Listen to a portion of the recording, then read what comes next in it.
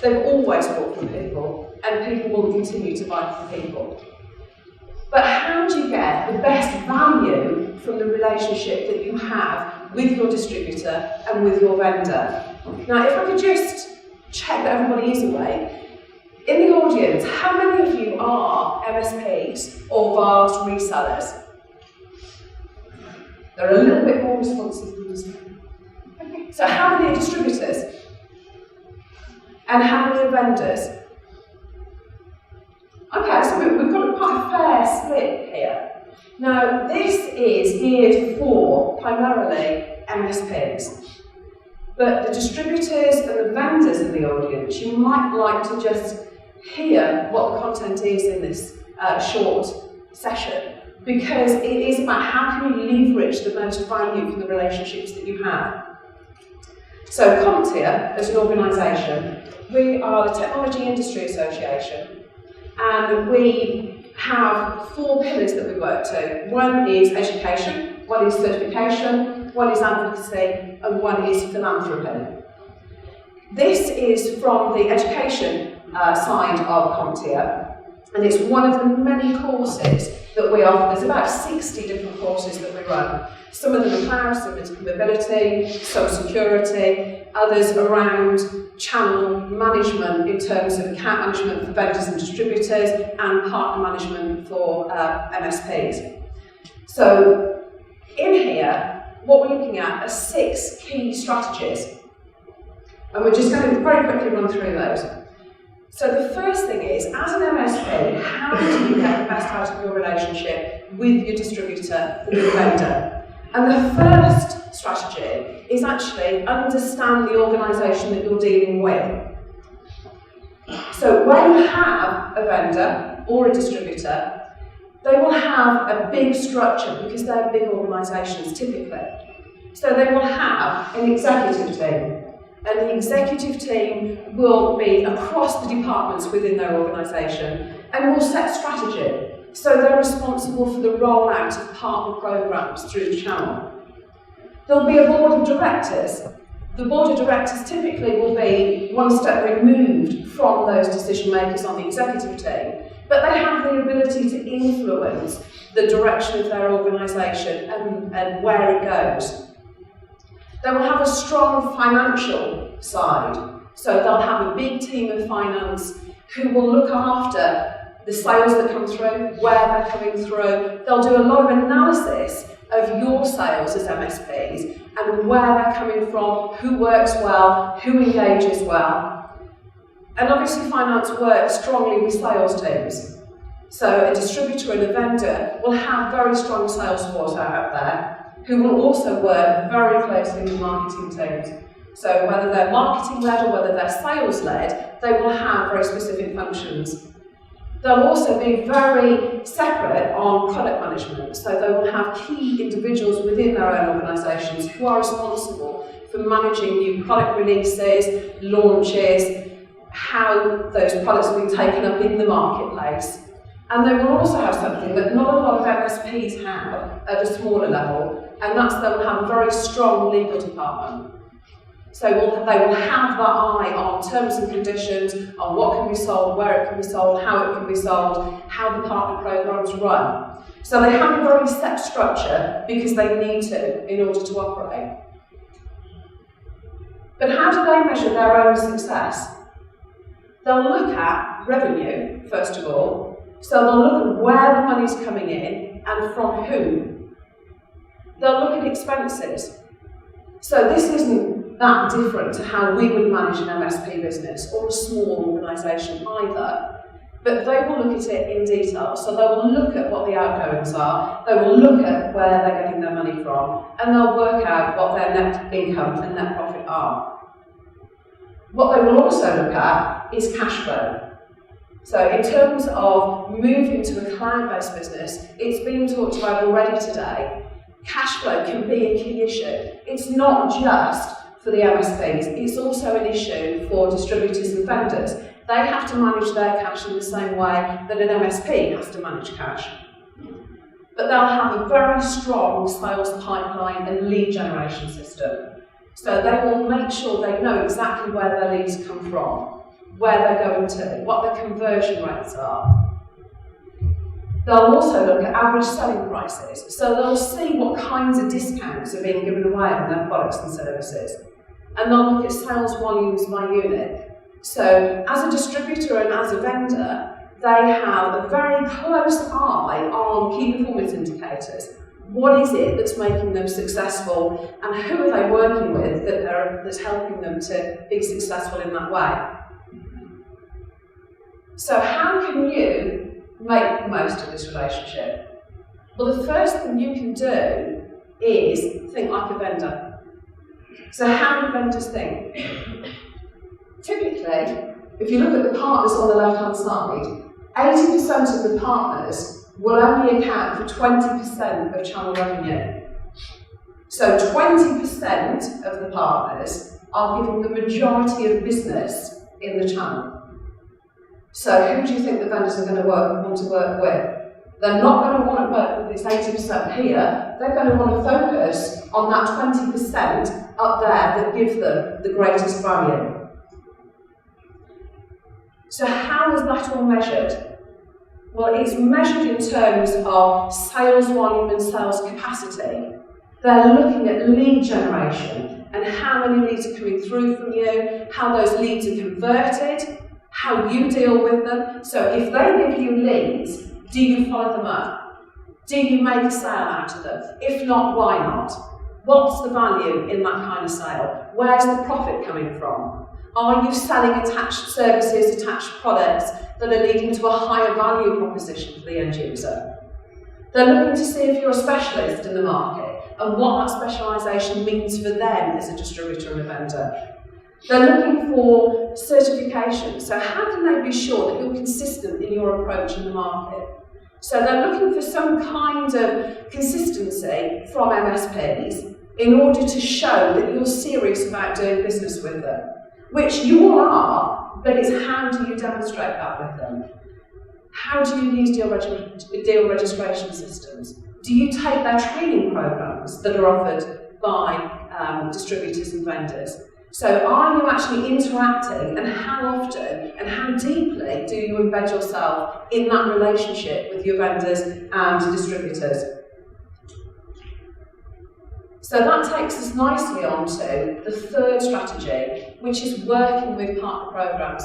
Now, most distributors and vendors have formal partner programs that you as MSPs can take and make use of.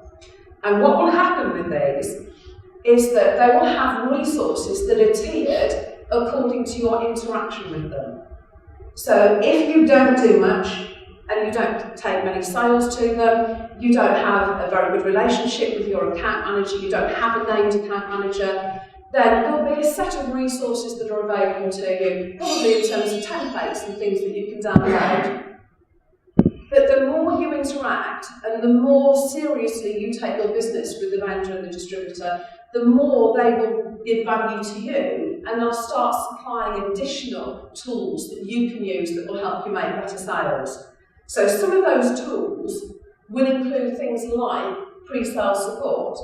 So if you don't know whether through your partner program you have access to these, ask. Find out who your account manager is.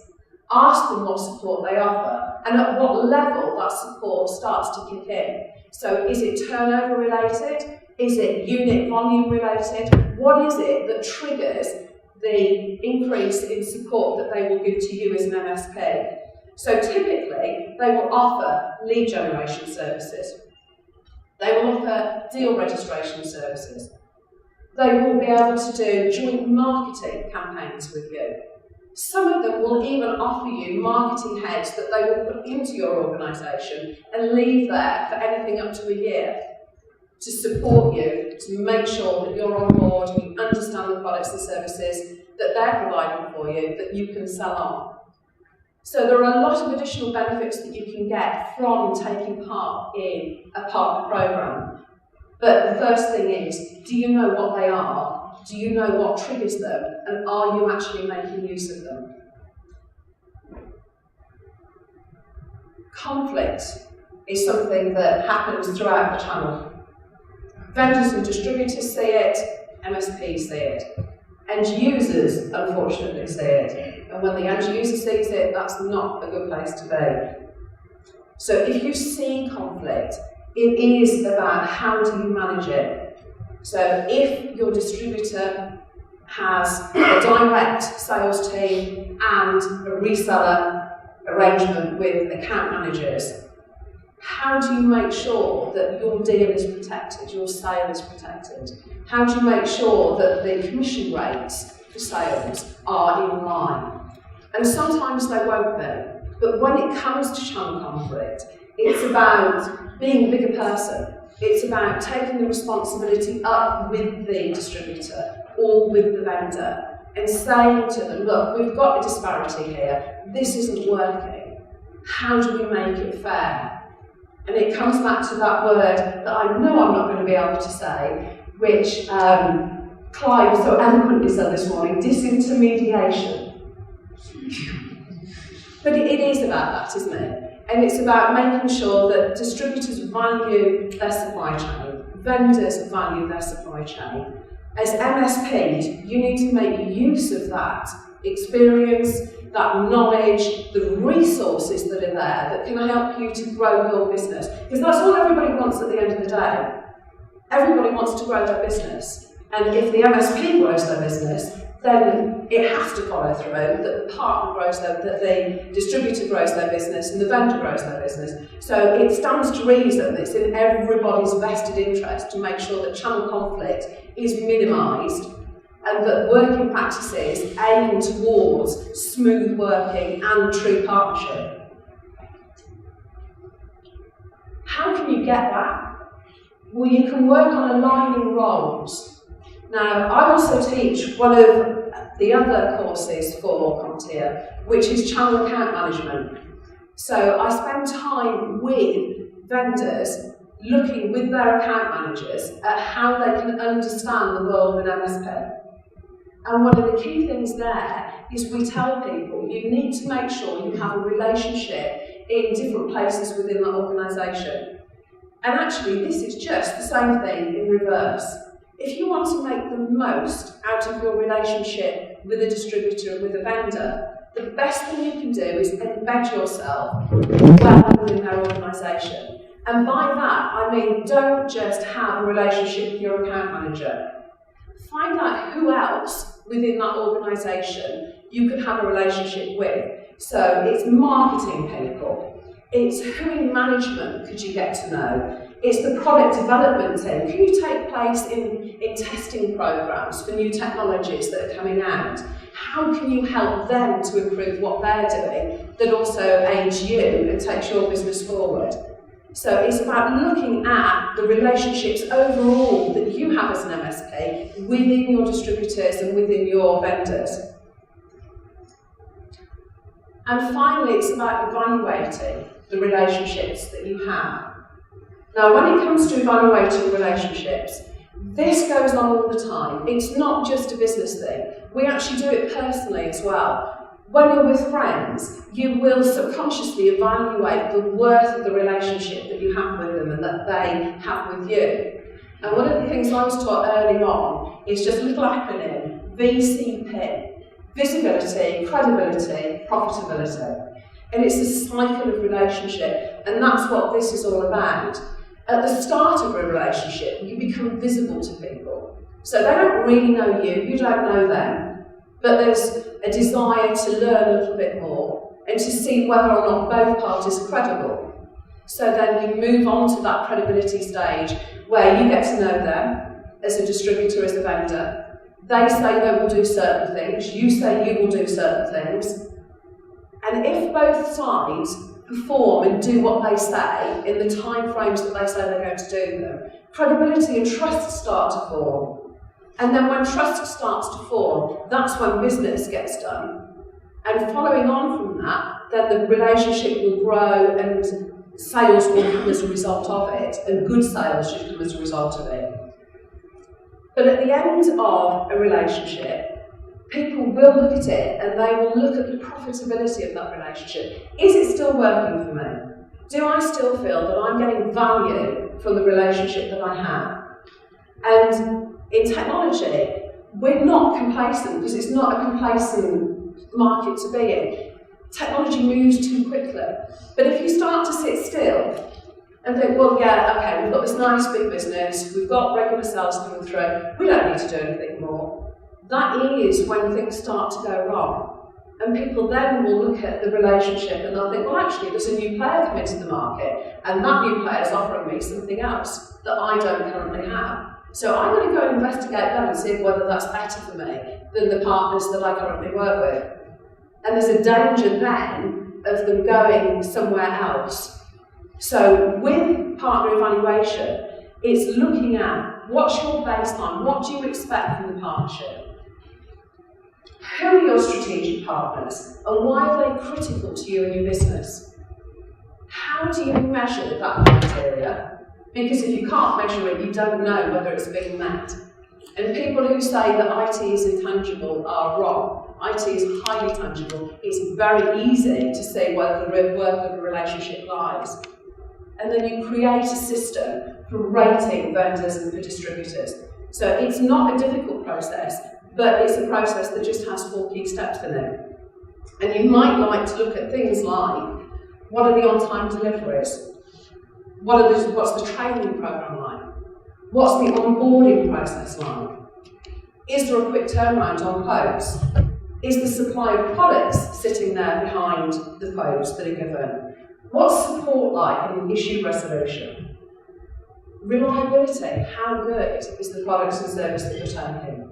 And I think we've already heard this morning that intermediate service is fantastic. It's very, very reliable, it's consistent, and that's exactly what you need. Are they an industry leader? Do they have access, or do you, as MSPs, have access to channel account managers? So there are a lot of different methods and different metrics that you can use to work out what's important to you as a business. And it will be different for different people. Because some people will be driven more by monetary sides of things, some will be driven because they like technology and want to go forward with new technologies and be at the forefront. So there are a lot of different criteria there. They're all up on the screen. There's a lot to take in with that. But we do have, on the CompTIA stand, we've got a quick start guide that goes with this tool. You can go and pick up the leaflet that goes with it if you wish, so that you've got all of those criteria that sit there. But I guess in summing up, this is about how to make the most of your partnerships, because partnerships are the way forward in working together with distributors like Intermedia and vendors, and the IT channel. It needs to work in cooperation all the way throughout the system. So thank you.